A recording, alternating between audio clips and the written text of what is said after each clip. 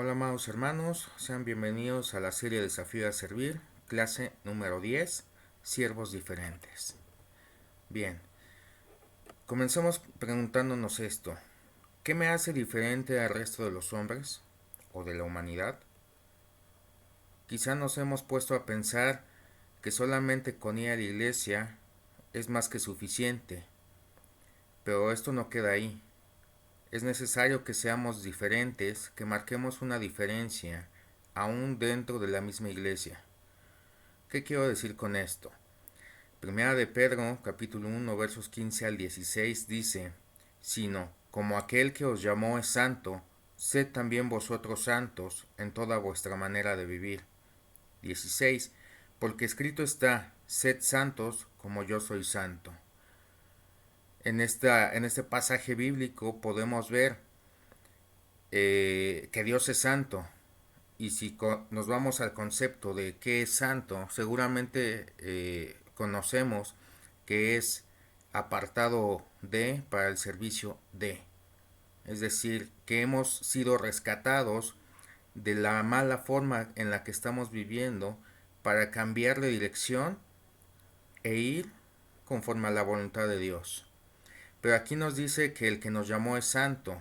Entonces este concepto ya no aplica, porque Dios no ha sacado de un mal camino, pues Dios es bueno y no hay maldad en él, a diferencia de nosotros.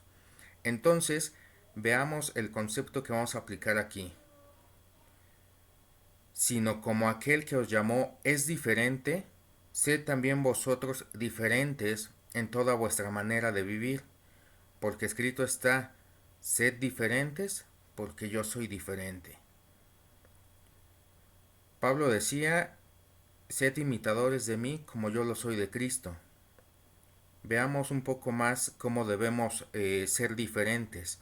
Existen muchas características y que nosotros debemos tener. A lo largo de la Biblia podemos ver en cada personaje cómo era cada uno de ellos. Pero existen, digamos, algunas bases o algunos conceptos básicos o alguna forma de ser fundamental que nosotros debemos conocer y comenzar a vivir. Entonces, ¿cómo puedo ser diferente al resto de las personas que no quieren nada con Dios? ¿Cómo puedo comenzar? ¿Dónde están esas características? ¿Cómo las comienzo a comprender o a vivir? Bien, vamos a ver una lista que está en Mateo capítulo 5 versos 3 al 12.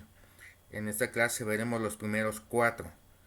El primero es tener pobreza espiritual, la segunda es llorar, tercera, ser manso, cuarta, tener hambre y sed de justicia, 5, ser misericordioso, 6, tener un corazón limpio, 7, ser pacificador, 8, padecer persecución. Es una lista corta, pero es una lista que no es de opción múltiple. Es sí o sí debemos conocerlas, comprenderlas y vivirlas. Entonces vamos al pasaje bíblico. Dice así el verso 3. Bienaventurados los pobres en espíritu, porque de ellos es el reino de los cielos. Bienaventurados los que lloran, porque ellos recibirán consolación. Bienaventurados los mansos, porque ellos recibirán la tierra por heredad. Bienaventurados los que tienen hambre y sed de justicia, porque ellos serán saciados. Bien, ¿qué significa ser pobres en espíritu? No es meramente una pobreza física o pobreza en la cuestión económica o pobreza en el conocimiento de la palabra de Dios. Se refiere más bien a ser humildes, a depender completa y absolutamente de Dios, ser genuinos en este sentido con Él. Esta pobreza espiritual nos va a llevar a preguntar a Dios el paso a paso de nuestros días aquí en la vida, en todo lo que nos rodea, en todas las áreas. Es depender de Él, es consultarlo. Eso es la pobreza espiritual. No son aquellos que desconocen qué es lo que está escrito en la Biblia, sino aquellos que la conocen y aún así preguntan a Dios cómo debemos vivir cada verso, cada palabra que escuchamos de Él. Eso es la pobreza espiritual. Y dice que de ellos es el reino de los cielos. ¿Vale? No es de la persona que conoce más, no es de la persona que aparentemente es el más bueno, no es de aquella persona que intelectualmente conoce mucho, no, es de los que dependemos completamente de Dios. Que si tenemos algún problema, acudimos primeramente a Dios antes que el hombre. Es que si tenemos satisfacciones, agradezcamos primeramente a Dios y después digamos a los demás y agradezcamos a los demás. Eso es ser pobre espiritualmente. La segunda característica es llorar. Bienaventurados los que lloran. Y no es nada más llorar por llorar, no es llorar porque me lastimé, no es llorar porque la novia o el novio te dejó o tuviste problemas con algún amigo o amiga. No, no es eso.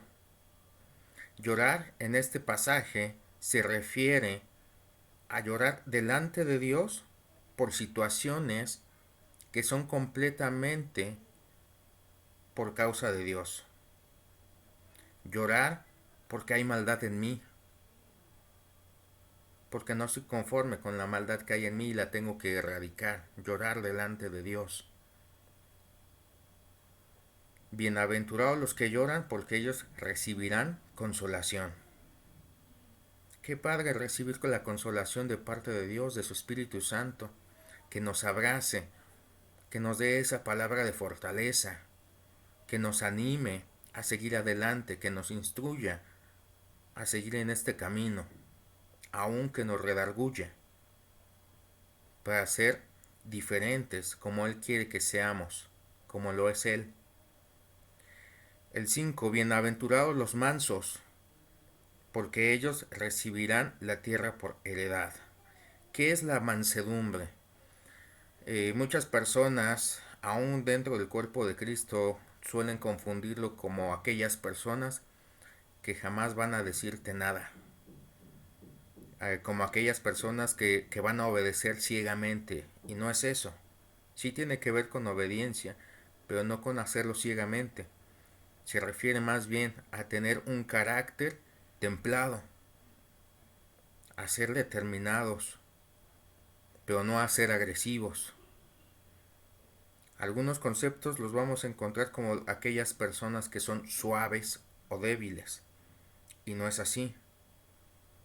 Una persona que tiene el carácter demasiado tranquilo, demasiado pacífico, quizá podemos decir que sea manso, pero tampoco es tan necesario así. Una persona que es muy agresiva, muy activa al hacer las cosas, podemos decir que es lo contrario a ser mansos, pero tampoco es así. Entonces, ¿qué es? Ser mansos es tener una obediencia completa delante de Dios. Es tener un carácter lo suficientemente maduro para saber actuar y responder ante situaciones, sin que éste sea doblegado. No necesariamente hay que tener un carácter bastante fuerte para hacerlo. Aquellas personas que solemos ser tranquilos, bueno, podemos llegar a ser mansos, en obediencia a Dios, en tener la disposición de realizar su voluntad, sí, a través de hombres, dentro de una iglesia, dentro de ministerios, dentro de la familia, dentro del trabajo, de la escuela, con la sociedad. Ellos recibirán la tierra por heredad, aquella tierra prometida que Dios nos promete, aquel lugar al que llamamos paraíso, el nuevo Edén. Bienaventurados los que tienen hambre y sed de justicia, porque ellos serán saciados. Hambre y sed de justicia. Esto también puede ser muy confundido con luchar por los derechos humanos, luchar por el indefenso. En parte puede ser, pero no se refiere a eso. Se refiere más bien a buscar la justicia de Dios, a que se ejerza y se establezca la justicia de Dios, no la mía, no la del hombre. Podemos ser burlados, podemos ser insultados, perseguidos, pero debemos buscar la justicia de Dios y no la nuestra. Dios nos dice que devolvamos bien por mal. A la vista de un hombre que no tiene a Dios, eso puede ser de unas personas tontas, pero no es así. Nosotros estamos dependiendo de la voluntad de Dios. Estamos siendo diferentes, estamos marcando un parteaguas entre lo que es correcto y lo que no lo es. Y sabemos que lo que Dios hace es correcto y es justo. Y si nosotros somos mansos ante ello, entonces esa justicia va a prevalecer. Estas primeras 4 características, junto con las siguientes, todas tienen que estar en cada uno de nosotros como siervos. Debemos tener la humildad suficiente para estar atentos a la voz de Dios, para acudir a Él y solo a Él, para llorar cuando nosotros nos hemos equivocado, cuando hemos pecado, cuando sabemos que lo que estamos pensando, sintiendo o haciendo va en contra de la voluntad de Dios. Buscar a Dios, firmes, templados, pero dispuestos a obedecer, buscando siempre esa justicia que proviene de Él, que proviene de su brazo fuerte. Y si nos damos cuenta, estas 4 características y las 8 que siguen, comienza con la palabra bienaventurados. Quizás sea el pasaje bíblico donde más veces viene de forma seguida la palabra bienaventurados. ¿Qué es bienaventurados? Ser felices, tener el gozo de Dios. Ese gozo proviene precisamente de Él. No es bajo las circunstancias en las que estamos viviendo. Buenas o malas, esa bienaventuranza va a estar en nosotros. Ese gozo va a permanecer. Y después del por qué está la promesa. ¿Qué promesas estamos haciendo aquí? Bueno, se nos está dando el reino de los cielos. Vamos a recibir consolación. Vamos a recibir la tierra por heredad. Seremos saciados. Esto trae gozo a nuestras vidas. El solo escuchar estas palabras debe motivarnos a ser estos siervos diferentes, a trabajar en estos puntos, en estas características. No importa cuántos años llevemos en Cristo, debemos mantener esta pobreza espiritual, esta humildad.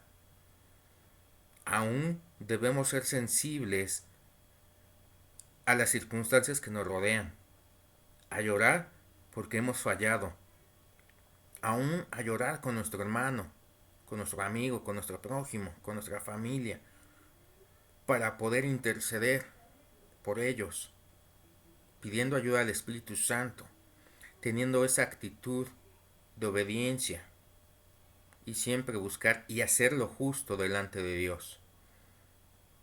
Amado hermano, en la próxima clase veremos los siguientes 4 puntos, creyendo y esperando que cada uno de nosotros a partir de este momento decidamos ser diferentes, que podamos continuar una vida conforme a la llevó nuestro Señor Jesucristo, como quiere nuestro Padre Celestial con la ayuda del Espíritu Santo.